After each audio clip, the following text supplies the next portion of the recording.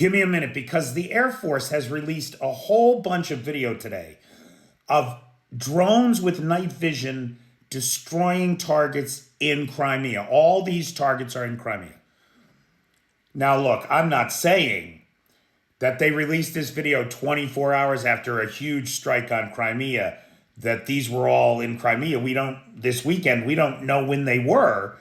These could be months of accumulated video footage. We just don't know.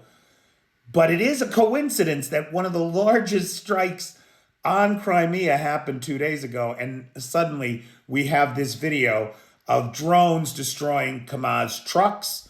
In this case, one, it's got a wagon behind it. We don't know what's in that wagon.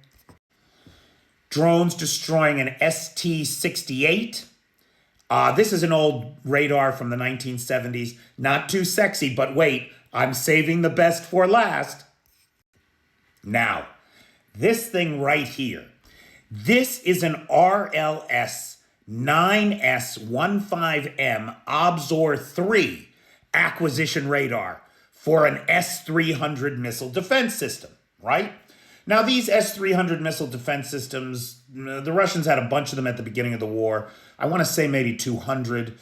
But each system itself is a complex of vehicles. This particular vehicle finds targets in the air, which is ironic since it was destroyed by a target in the air, as was that ST radar from the 1970s, right? Which is actually optimized for low altitude targeting. All right, wait. All right, so this is the first thing that happens. The S-300 acquisition radar picks up a target, right? As I understand it, the next thing that happens is the target acquisition data, right? The flight path, the speed, the trajectory of the aerial target is relayed to this. This is a 9S32 IMBIR radar that provides the targeting solution to the detected target. By the way, both the IMBIR and the Obzor were destroyed by the drones that took these pictures. From there, the command module, which we didn't get any video on, so it doesn't look like the command module was destroyed.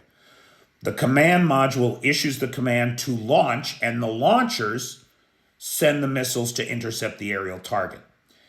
The launchers, now the Russians had like 2,000 of these at the start of the war, so they have plenty of these left to go around, I'm afraid to say.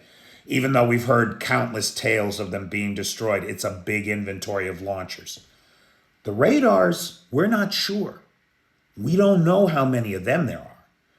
So in the video on this strike, we see the acquisition radar of an S-300 destroyed, the targeting radar of the S-300 system destroyed, and the launcher destroyed.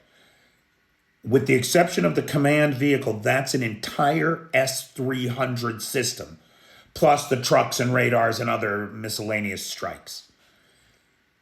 The Ukrainians are doing everything they can to clear the skies. Their fighter jets are getting new combat experience every day and will soon establish air superiority over this entire country, including the temporarily occupied territories. And the Russians know it.